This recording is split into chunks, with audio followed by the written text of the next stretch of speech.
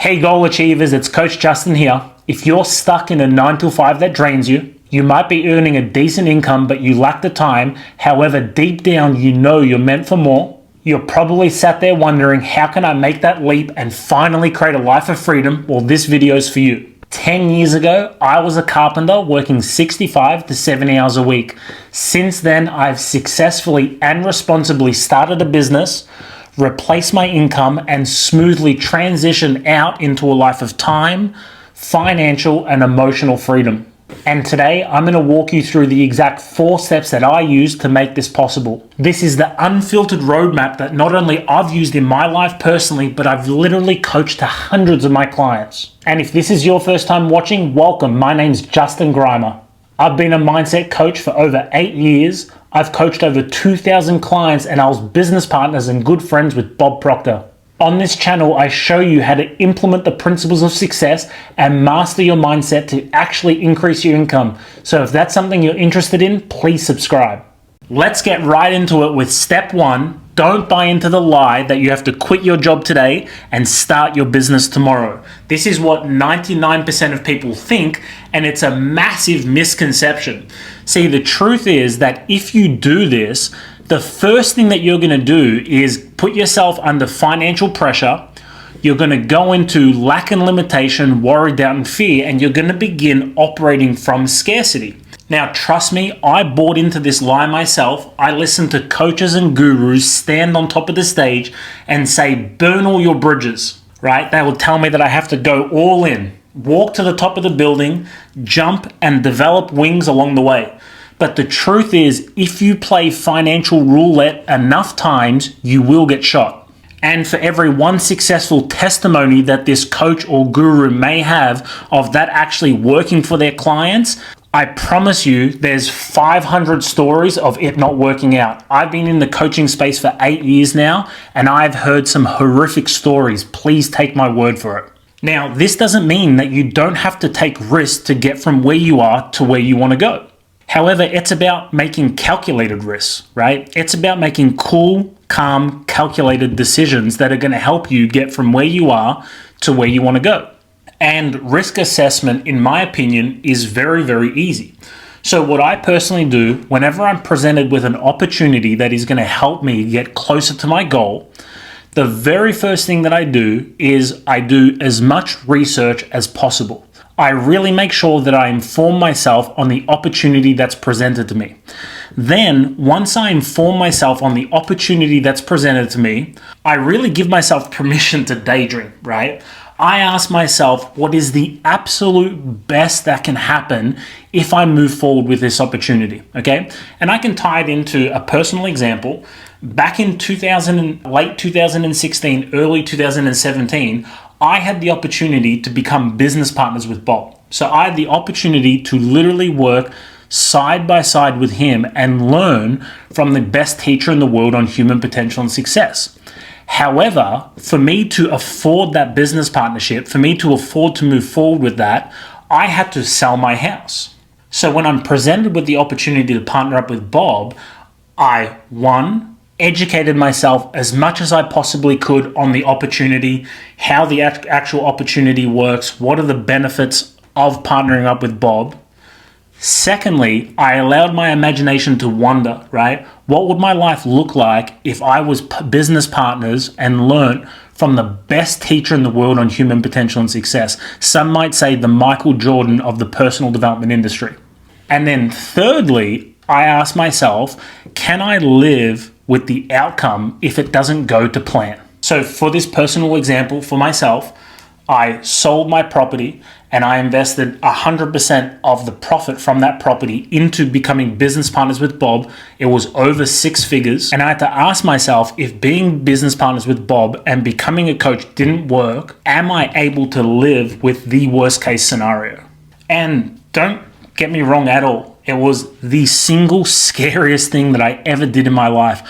Honestly, after selling my house and making the investment, I don't think that I slept properly for like 2 months. Like, it was constantly on my mind.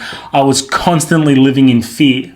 However, I was 25 years old, and at the back of my mind, I knew that I had to do this for myself. right? And I knew that if I got to 90 years old and I didn't give myself the opportunity to absolutely do what I love and learn from the person who I believe could help me do that, that I would have regrets.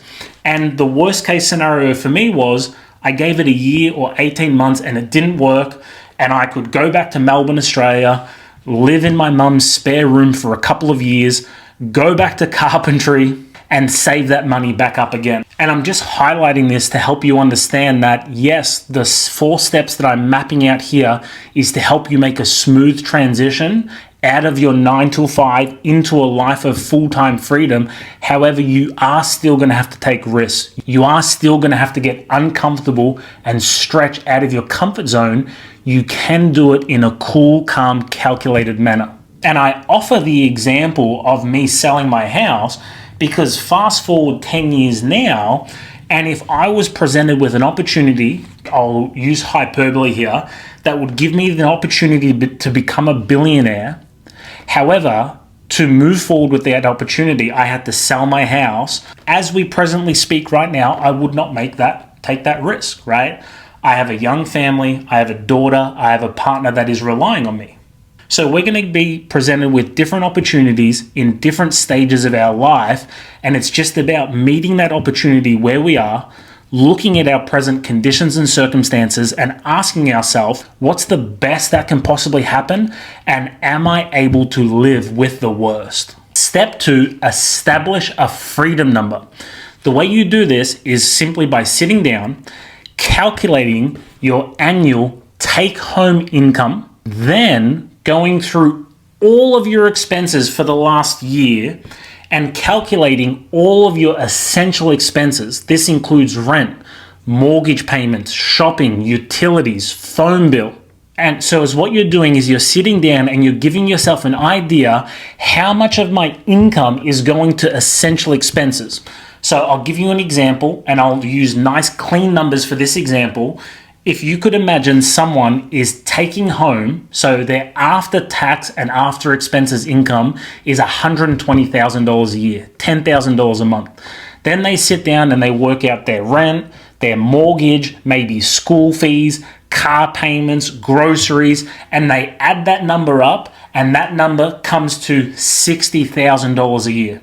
This takes us into step 3, because for step 3 is what you want to do is you want to take that freedom number and you want to divide it by 12. So for the sake of this example, it's $60,000 a year, which remember is the sum total of your essential expenses.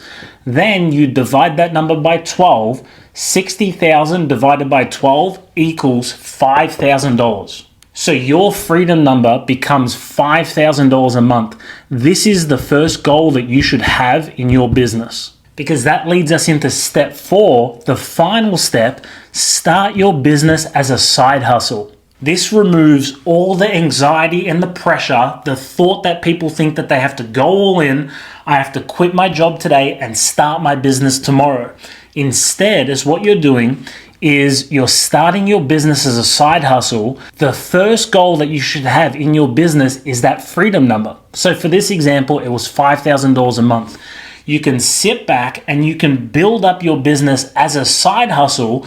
Then once you hit that goal of $5,000 a month for 3, 4, or 5 months in a row, so once you're comfortable that the income is actually consistent, you can quit your job and transition into being a full-time business owner.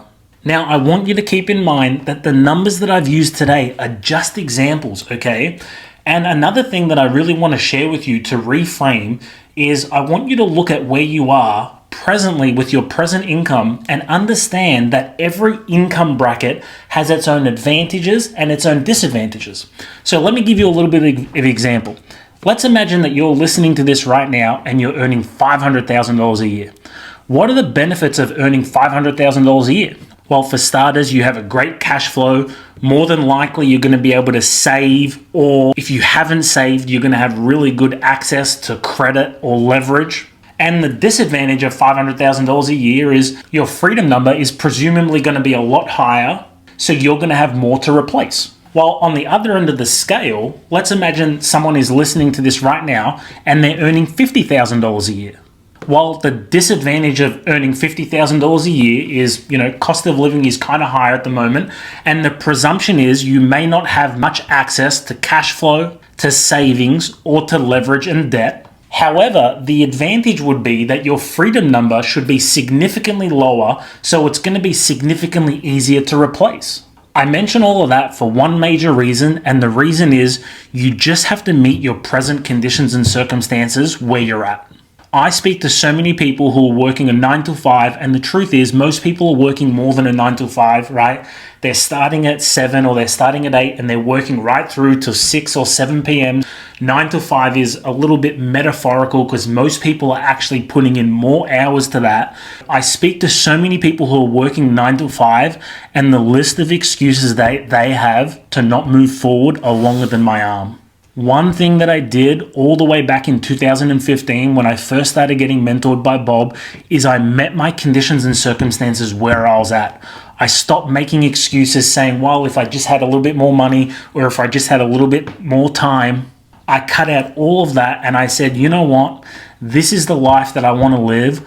What do I need to do to live that life? And I started making decisions based on that.